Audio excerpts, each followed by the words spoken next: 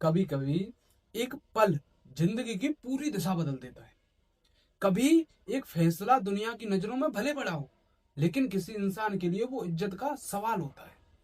आज मैं आपको एक ऐसी ही कहानी सुनाने जा रहा हूँ, वाराणसी की ज्योति शर्मा की कहानी, जिसने मंडप में वो कर दिखाया जो करने की हिम्मत बहुतों में नहीं थी। शादी का मौसम था। वाराणसी के लंका इलाके में एक बहुत बड़ा पांडाल सजा था। बिजलियों की रोशनी से पूरा मोहल्ला जगमगा रहा था।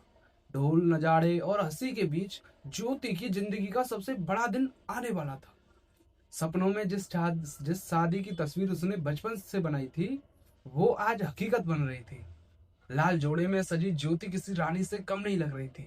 उसकी आंखों में एक चमक थी, एक विश्वास था कि अब उसकी जिंदगी में सब कुछ अच्छा होने वाला है। बारात आई, ढोल नगाड़े बजे, लोग नाचे, सब सब खुश थे। दूल्हा भी शेरवानी में एक फिल्मी हीरो की तरह लग रहा था। दोनों परिवारों में मिलन का माहौल था। कह सकते हैं सब कुछ परफेक्ट लग रहा था। लेकिन किस्मत हमेशा परफेक्ट नहीं रहती। कभी कभी एक छोटी सी दरार पूरे रिश्ते की नींव हिला देती है। ज्योति की कुछ सहेलियां थी जो मंडप में उसकी मदद कर रही थी। हंसी मजाक चल रहा था, सब सामान्य था, जैसे होता है सब सामान्य था।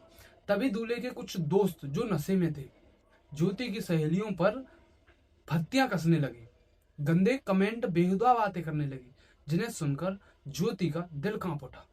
उसने सोचा शायद ये मजाक में हो रहा होगा, लेकिन जब हृदय पार हुई तो उसने सीधा अपने होने वाले पति से कहा, कृपया अपने दोस्तों को रोकें, ये ठीक नहीं है।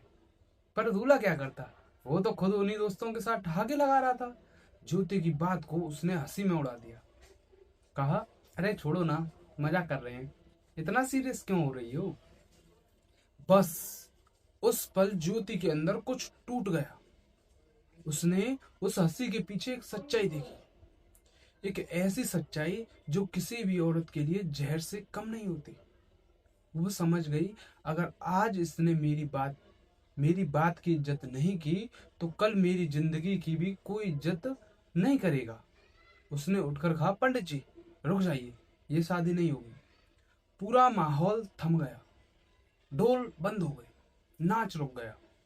लोग एक दूसरे का चेहरा देखने लगे। किसी को यकीन नहीं हुआ था कि ज्योति ने क्या कहा। दूल्हे का चेहरा सफेद पड़ गया। उसने कहा, पागल हो गई हो क्या, इतने लोगों के सामने तमाशा मत बनाओ। लेकिन ज्योति अब डरने वालों में से नहीं थी। उसने ठंडे मगर सख्त लहजे में कहा, तमाशा तो तब बना जब तुम्हारे दोस्तों ने बेहुदा बातें की और तुम हंसते रहे। जिस इंसान में औरत की इज्जत की समझ नहीं है, वो मेरा पति नहीं हो सकता। पंडाल में सन्नाटा छा गया। किसी के मुंह में आवाज नहीं निकल रही थी। लोग सोच में थे कि एक लड़की ने वो कर दिखाया जो बहुतों के लिए असंभव था। दूल्हे के घर वाले गुस्से में थे, ज्योति के घर वाले हैरान थे। लेकिन ज्योति के चेहरे पर एक अलग ही शांति थी। वो बोली, माँ, पापा, मैंने कोई गलत काम नहीं किया। इज्जत पर समझौता नहीं। जो आज नहीं समझ सका, वो कल भी नहीं समझेगा। और फिर उसने अपने सिर का दुपट्टा ठीक किया, पंडाल से सीधा बाहर चली गई। पीछे सिर्फ फुसफुसाहटें रह गई, कुछ आंसू और बहुत सारी आंखें जो उसे जाते हुए निहार रही थी। समय बीत गया, शादी टूट गई, लेकिन ज्योति नहीं टूटी।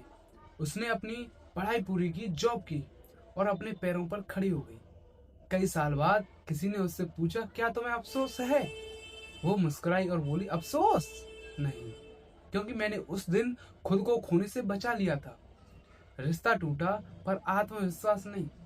आज वाराणसी की गलियों में लोग उसकी मिसाल देते हैं, कहते हैं वो ज्योति जिसने इज्जत पर समझौता नहीं किया।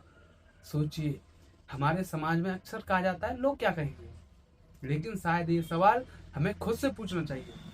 अगर हम अपनी इज्जत खो देंगे तो फिर हमारे पास क्या बचेगा।